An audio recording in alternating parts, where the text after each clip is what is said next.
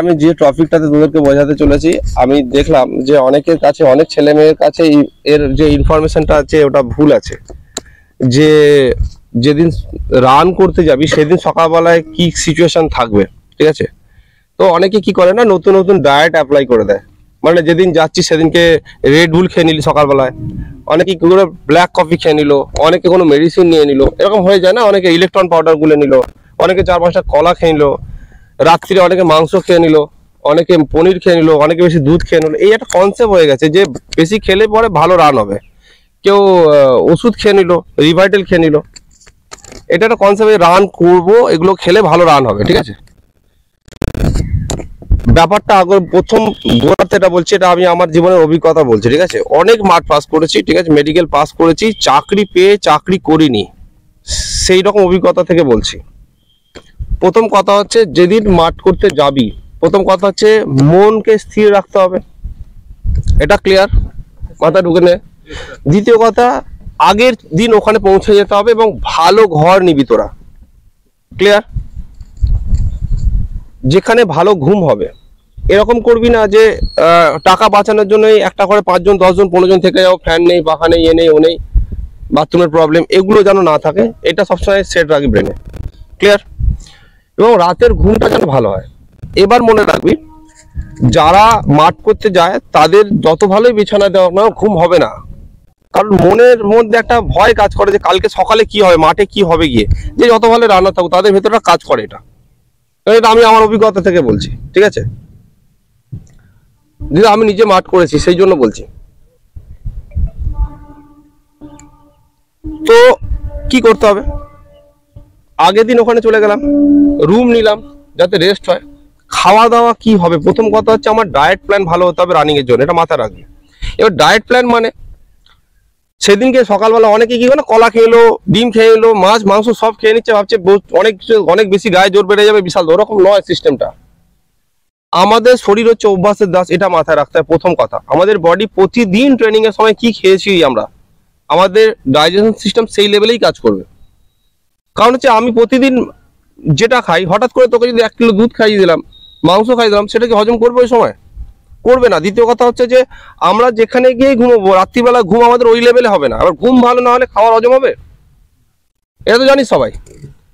তার মানে আমার যদি সেদিন রাত্রে আমি মাংস খেয়ে নিই, আমার রাতে ঘুম হচ্ছে না, আমার হজম হবে ভালো? অস্বস্তি বোধ হবে সকালে দৌড়াতে গিয়ে মাঠে, এটা ক্লিয়ার? আগে এই কনসেপ্টটা রেডি করতে হবে যে আমার ডায়েট প্ল্যান কি হবে, আগের দিন আমি কি খাবো। আর আমি যখন মাঠে যাব, আমি হাতে সময় নেব, আগের দিন যাব, ভালো রুম, ভালো বিছানা, এটা আমার লাগবেই। যেটা ঘুমোতে না পারলেও বিছানা যেন শুয়ে রাখতে পারে, বডি রিল্যাক্স রাখতে পারি, এটা ক্লিয়ার থাকতে হবে। দ্বিতীয় কথা হচ্ছে, আমি বাড়িতে প্রতিদিন কি ধরনের খাবার খাই সেটাই আমার মেনটেন রাখতে হবে। একদিনে ডায়েট প্ল্যান চেঞ্জ হয় না। অনেকেই বলে থাকে যে কালকে কফি খেয়ে দৌড়ে দে, কালকে রেডবুল খেয়ে দৌড়ে দে, ঠিক আছে, মেডিসিন নিয়ে নে, এরকম তোরা করবি না, ঠিক আছে? বহু বছরের অভিজ্ঞতা, আমি বহু মাঠ করেছি, বহুবার পাস করেছি, ঠিক আছে? এখন ইনফ্যাক্ট এখনো দৌড়াই, এখনো ডায়েট যা তোদেরকে বলি আমি ওরকমই মেনটেন করি, তাই জন্য আমিও দৌড়াই, ঠিক আছে? তো তোদেরকে সেই সব অভিজ্ঞতা দিয়ে বলছি, ওরকম করবি না তোরা, বুঝে গেছিস?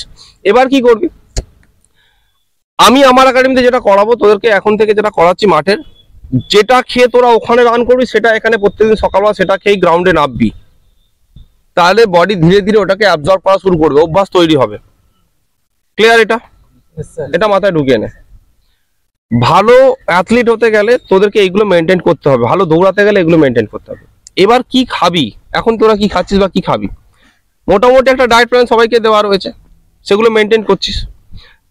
এরপরে যেটা হবে, আমরা যেটা করব, রাত্রিবেলা একদম সিম্পল খাবার খাও। যেদিন ওখানে মাঠে যাচ্ছ বা এখানে সকালে আমরা যেদিনকে ট্রায়াল করাচ্ছি, নর্মাল সবজি ভাত, যা রুটি খায় রুটি সবজি, রাত্রিরে মাংস ডিম এই ধরনের খাবারগুলোকে কিন্তু না খাওয়াই বেটার। হয়ে গেল। জল খুব সুন্দরভাবে টাইম টু টাইম জল খেতে হবে, সব থেকে ইম্পর্টেন্ট টাইম টু টাইম জল খেতে হবে। হয়ে গেল। রাত্রিবেলা চেষ্টা করবি আমাকে 8 ঘন্টার ঘুম দিতে হবে। যেদিন আমি সকালবেলা ওখানে মাঠ করতে যাব, মানে আমি আগের দিন চলে যাচ্ছি ওখানে, তো আমাকে 8 ঘন্টার ঘুমোতে হবে, এটা মাথায় রাখতে হবে, ক্লিয়ার? সকালে ঘুম থেকে উঠলে একটু টাইম নিয়ে নিবি, জল খাবি, যেন ল্যাট্রিন খুব ভালো হয়, চেষ্টা করবি জল ফল খেয়ে আরামসে টাইম নিয়ে করা, ঠিক আছে?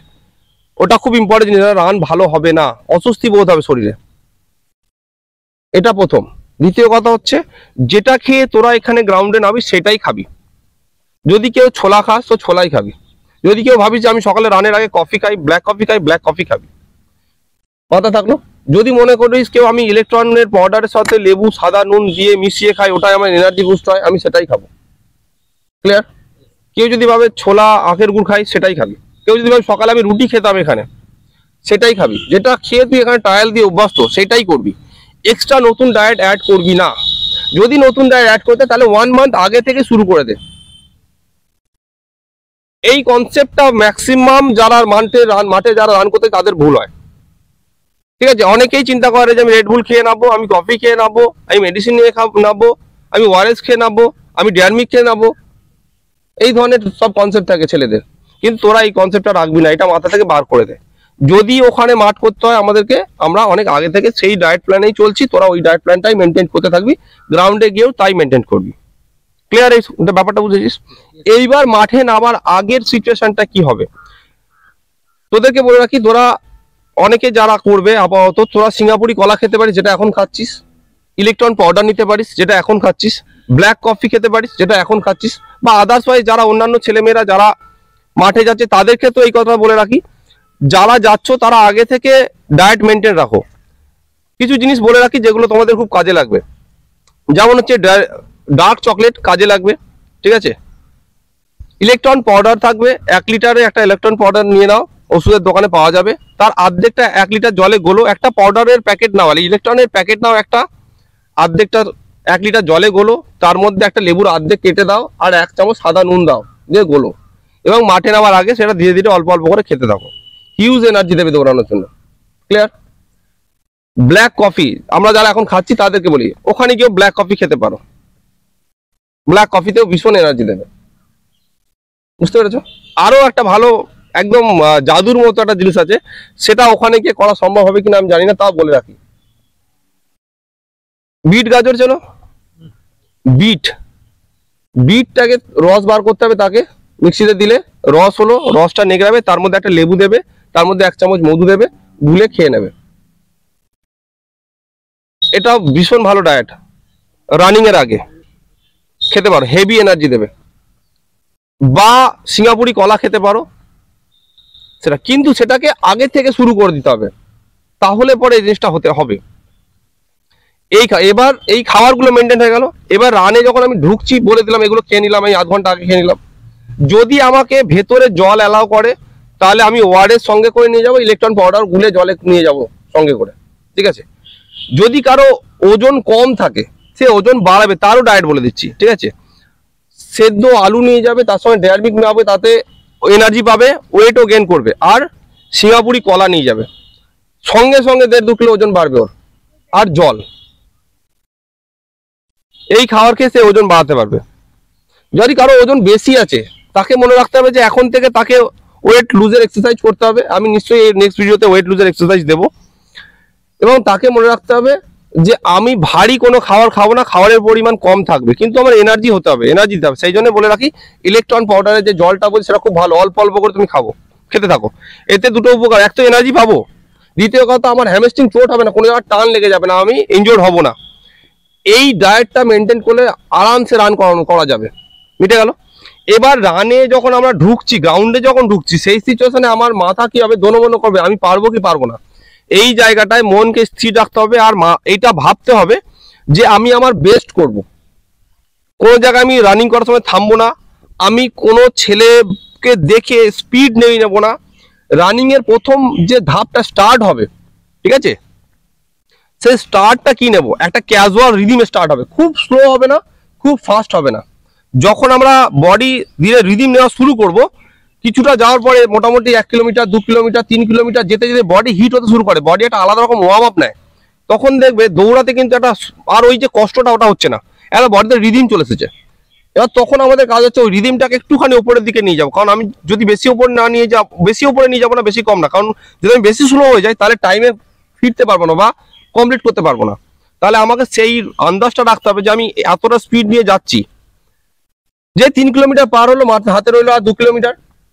ওই 2 কিলোমিটারটা এবার প্রত্যেক মুহূর্তে আমাকে ভাবতে হবে যে আমার স্টেপ ছোট হয়ে যাচ্ছে না তো, আমি স্লো হয়ে যাচ্ছি না তো। এইটা নিজের ব্রেনকে বোঝাতে হবে। আমাদের মাথা সব থেকে শক্তিশালী জায়গা হচ্ছে মাথা। যদি এটাকে আমরা কন্ট্রোল করতে পারি, তাহলে কিন্তু আরামসে রান কমপ্লিট করতে পারবো। নিজেকে সবসময় বোঝাতে হবে আমি স্লো হয়ে যাচ্ছি না তো, আমার স্টেপ ছোট হয়ে যাচ্ছে না তো। এই দুটো কোশ্চেন কন্টিনিউ করো। এবার যখন আমি কমপ্লিট করতে দেখতে পাচ্ছি যে আমি ফিনিশিং লাইন দেখতে পাচ্ছি বা আমি বুঝতে পারছি এতটা ফিনিশিং আছে, তখন আমি আমার স্টেপ আরো খোলা শুরু করব এবং লাস্ট 200 বা 800 মিটার বড় স্টেপ শুরু করে দাও একদম, এবং কমপ্লিট করার পরে পুরো সোজা বেরিয়ে যাওয়া, স্লো করার কোনো দরকারই নেই। যদি এইরকম ভাবে চলো, আরামসে 24 মিনিটে 5 কিলোমিটার পাস করে আসবে প্রত্যেকে। ক্লিয়ার? পুরো নলেজ দিলাম যে ডায়েট কি হতে হবে, ঘুম কি হতে হবে, তোমাকে সকালে কি ওখানে কি ভাবতে হবে, দৌড়ানোর সময় তোমায় কি ভাবতে হবে। এটা আমি আমার পুরো অভিজ্ঞতা থেকে বলছি, আমি এইগুলোই করতাম এবং এইভাবে পাস করেছি। ঠিক আছে? ইভেন আমি এখনো 24 মিনিটে 5 কিলোমিটার যে দৌড়াই, এই ফর্মুলাতেই দৌড়াই। কাউকে দেখে কখনো জোরে স্পিড নিয়ে নেবে না স্টার্টিং এ গিয়ে। ক্লিয়ার? এই কথাটা, কনসেপ্টটা পুরো ক্লিয়ার তো? এইরকম দৌড়ালে আরামসে পাস হয়ে যাবে, আরামসে।